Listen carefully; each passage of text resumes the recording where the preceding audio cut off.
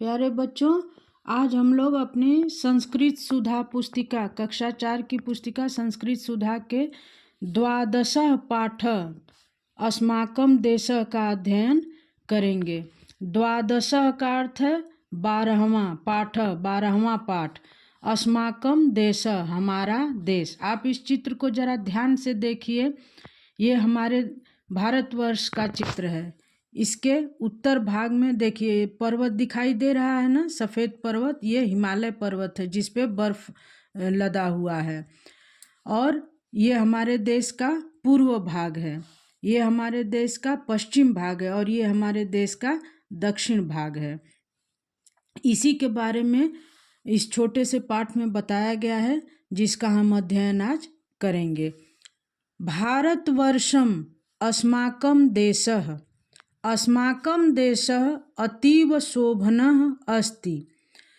भारतवर्षम, भारतवर्षम हमारे देश का नाम है। भारतवर्ष, अस्माकं देशः, अस्माकं हमारा, देशः देश है। भारतवर्ष हमारा देश है।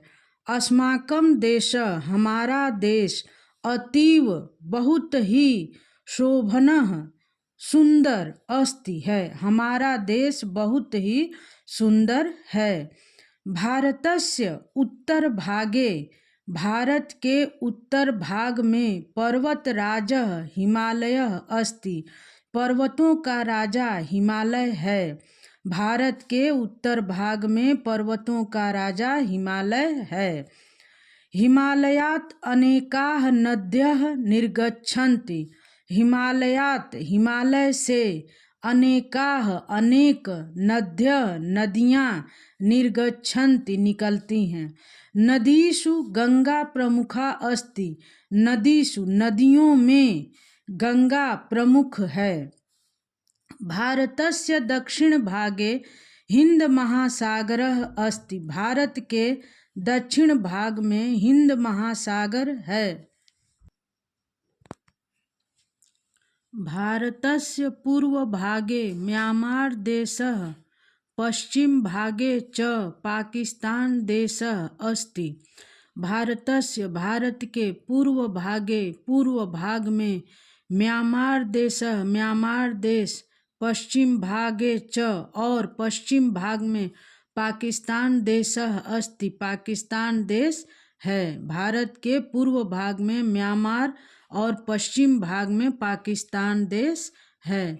देशे विविधाः भाषाः धर्माः च सन्ति, देश में विविध भाषा और धर्म हैं।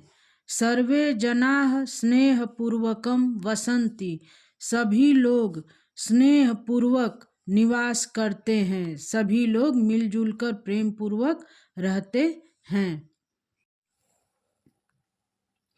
बच्चों, हम कुछ शब्दों पे ध्यान देंगे।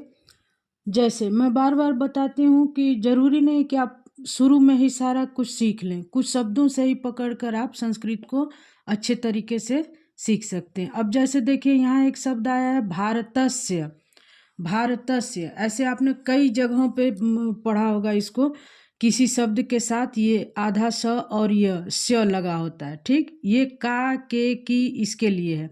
जैसे भारतस्य, भारत का, भारत की, भारत के।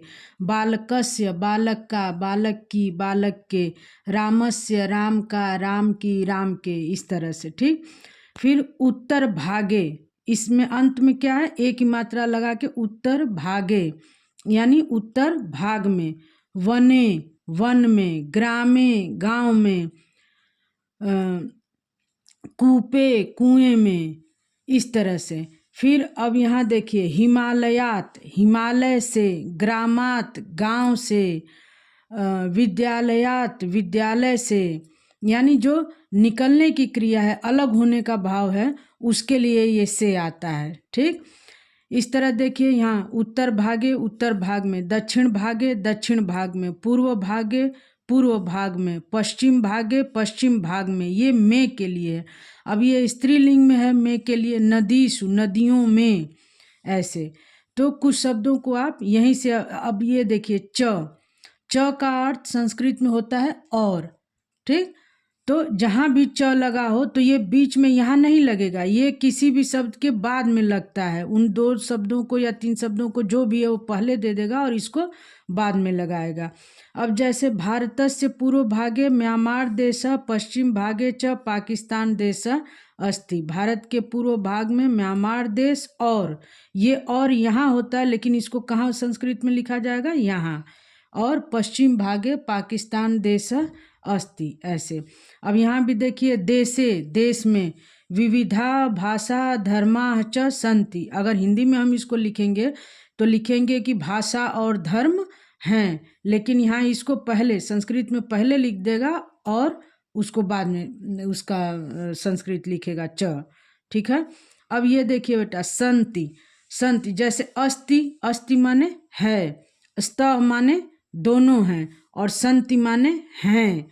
जैसे इंग्लिश में आपका होता है इज और हैं के लिए आर, उसी तरह संस्कृत में है के लिए अस्ति है और हैं के लिए सन्ति है।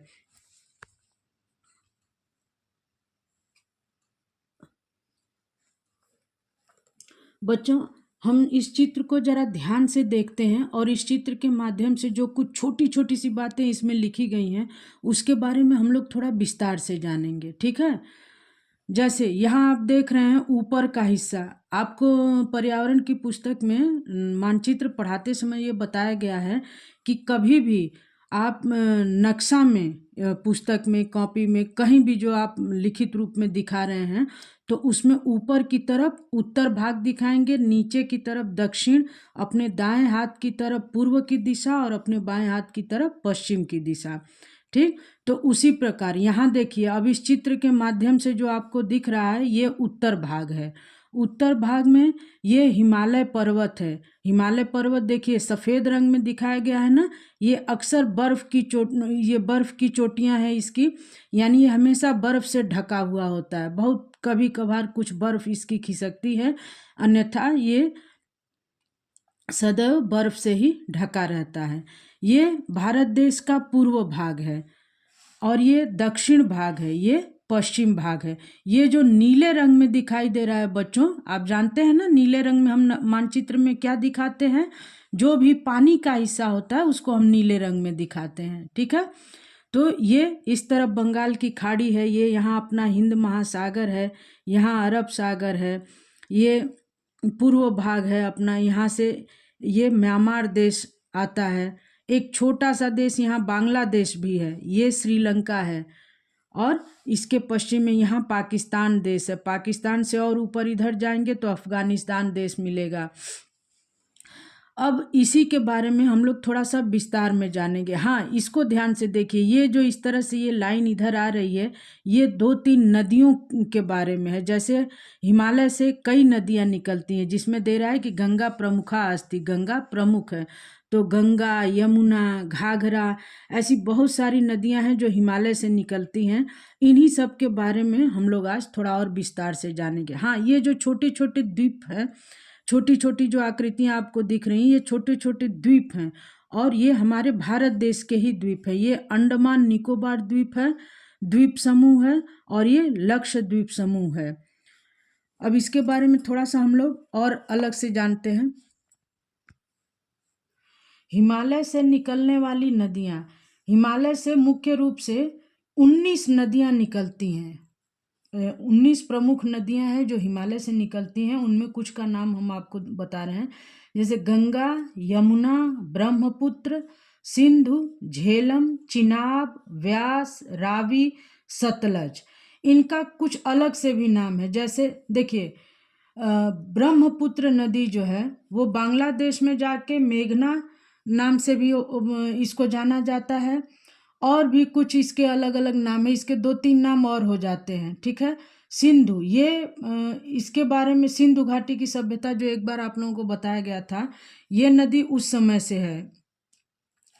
इसके बाद झेलम, झेलम को वितस्ता नदी के नाम से भी जाना जाता है। चिनाब को चंद्रभागा नदी के नाम से जाना जाता है। व्यास नदी को विपाशा नाम से जाना जाता है। रावी को ईरावती नाम से, और सतलज को शुतुद्री नाम से भी जाना जाता है। ये सभी नदियाँ हिमालय से निकलती हैं। और गंगा हमारे देश की सबसे बड़ी और सबसे पवित्र नदी है। भारत की सबसे पवित्र और सबसे बड़ी नदी गंगा है। यहाँ देखिए, 7 नदियों का देश बांग्लादेश को कहा जाता है। बांग्लादेश को नदियों का देश भी कहा जाता है। भारत में छोटी बड़ी मिलाकर कुल 200 नदियां बहती हैं, जिनमें से अकेले हिमालय से निकलने वाली 19 प्रमुख नदियां, और भी कई छोटी छोटी नदियां हैं जो इनकी सहायक नदियों के रूप में निकलती हैं और हमारे देश में प्रवाहित होकर उसे उपजाऊ बनाती हैं। इसमें एक जगह उल्लेख आया है, दक्षिण भागे हिंद महासागर अस्ति। हिंद महासागर विश्व में केवल यही एक महासागर है जिसका नाम किसी देश के नाम यानी भारत के नाम पर है। प्राचीन भारतीय ग्रंथों में इसे रत्नाकर कहा गया है। यदि किसी ग्रंथ में आपको रत्नाकर नाम से किसी समुद्र के बारे में उल्लेख मिले तो आप जान जाइएगा कि यही हिंद महासागर है, क्योंकि इसी का नाम प्राचीन ग्रंथों में रत्नाकर है। हिंद महासागर विश्व का तीसरा सबसे बड़ा महासागर है। हिंद महासागर में बड़े सीमांत या क्षेत्रीय समुद्र हैं, जैसे अरब सागर, बंगाल की खाड़ी, अंडमान सागर, लक्षद्वीप सागर। ये जैसे आप जब देखेंगे तो जो श्रीलंका वाले हिस्से पे जो कोने में हम देखते हैं तो उसके हमारे दाहिने हाथ की तरफ बंगाल की खाड़ी पड़ जाती है और बाएं हाथ की तरफ अरब सागर। वहीं पे हमारा हिंद महासागर का ये पूरा क्षेत्र है जिसमें ये सागर भी आते हैं। हिंद महासागर में सबसे बड़ा द्वीप मेडागास्कर है और हमारे हिंद महासागर में 6 गड्ढे हैं जिनमें 2 प्रमुख गड्ढे हैं जिनका नाम है जावा और डायमेंटीना। ये 2 गहरे गड्ढे हैं हिंद महासागर के।